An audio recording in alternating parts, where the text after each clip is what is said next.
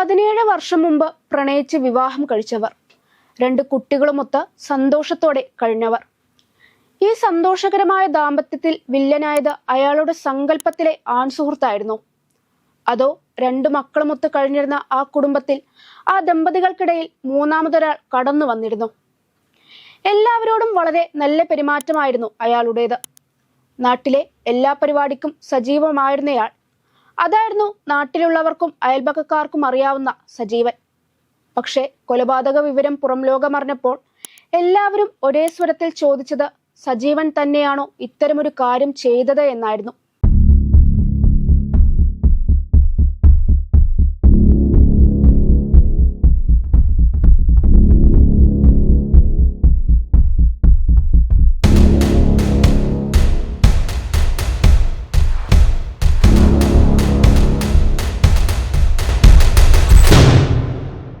അത്ര പ്രിയപ്പെട്ടവനായതുകൊണ്ടും മുൻപ് ക്രിമിനൽ പശ്ചാത്തലം ഇല്ലാത്തതുകൊണ്ടും തന്റെ ഭാര്യയുടെ തിരോധാന കേസ് പോലീസിൽ അറിയിക്കാൻ പോയ സജീവനെ അവർ അന്ന് ഒരു തരിമ്പ് പോലും സംശയിച്ചിരുന്നില്ല. ഇതുകൊണ്ടാവാം താൻ പിടിക്കപ്പെടില്ല എന്ന ആത്മവിശ്വാസത്തിൽ തന്റെ ഭാര്യയെ കൊന്ന അതേ വീട്ടിൽ 1.5 വർഷത്തോളം അയാൾ താമസിച്ചത്. സംഭവം നടന്നത് എറണാകുളം എടവനക്കാടാണ്. അന്വേഷണത്തിന്റെ ആദ്യഘട്ടത്തിൽ ഒരു തെളിവ് പോലും പോലീസിന് ലഭിച്ചിരുന്നില്ല. അത്രയ്ക്ക് സൂക്ഷ്മതയോടെയാണ് സജീവൻ കഥകൾ മെനഞ്ഞത്. ഈ കേസിന് നിർണായകമായ വഴിത്തിരിവുണ്ടായത് ഇലന്തൂർ നരബലിക്ക് പിന്നാലെ തിരോധാന കേസുകളിലെ പോലീസ് നടത്തിയ ഊർജിതമായ അന്വേഷണമാണ്. എല്ലാവരോടും നല്ല പെരുമാറ്റമായതിനാൽ സജീവന് മറ്റൊരു മുഖമുണ്ടെന്നുള്ള കാര്യം നാട്ടുകാരും അയൽപക്കക്കാരും പ്രതീക്ഷിച്ചു കാണില്ല. എല്ലാ കാര്യത്തിലും തന്റെ ഭാര്യയായ രമ്യയെ സംശയമായിരുന്ന സജീവൻ 2021 ഓഗസ്റ്റ് 16 രാവിലെ ഒരു ഫോൺ കോളിന്റെ പേരിൽ ഇവരെ കഴുത്തിൽ പ്ലാസ്റ്റിക് കയർ ഉപയോഗിച്ച് നെരിച്ച് കൊലപ്പെടുത്തുകയായിരുന്നു.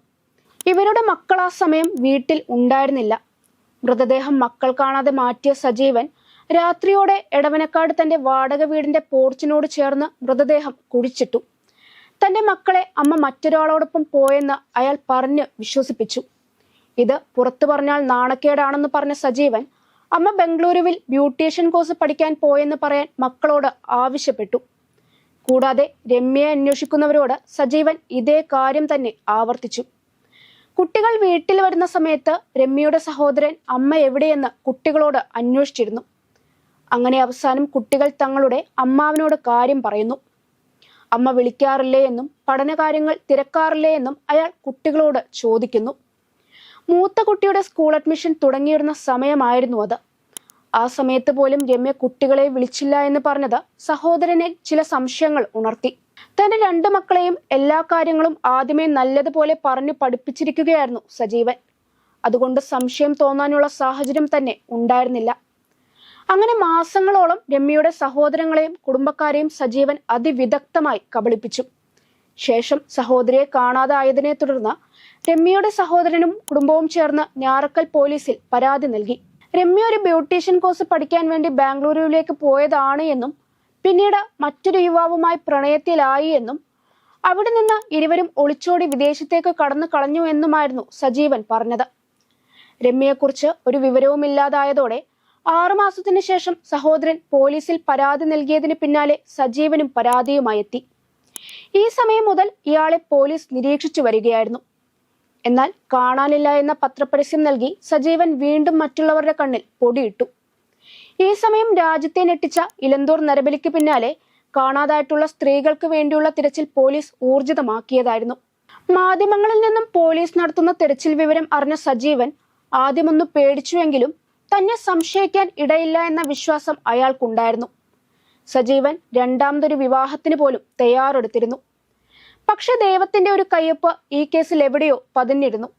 അതുകൊണ്ടാകാം പോലീസ് സജീവനെതിരെയുള്ള അന്വേഷണം വളരെ രഹസ്യമായി തുടങ്ങിയത്. ആഴ്ചകളോളം പോലീസ് സജീവൻ അറിയാതെ അയാൾക്ക് പിന്നാലെ സഞ്ചരിക്കുകയായിരുന്നു. അതിന്റെ ഭാഗമായി ഇരുവരുടെയും ഫോൺ രേഖകളും ടവർ ലൊക്കേഷനുകളും തെളിവായി പോലീസ് ശേഖരിച്ചിരുന്നു. മൊഴികളിൽ സജീവൻ പറഞ്ഞ തീയതികളും രമ്യയുടെ ഫോണിലുള്ള വൈരുദ്ധ്യത്തിലുമാണ് സംശയം തുടങ്ങിയത്.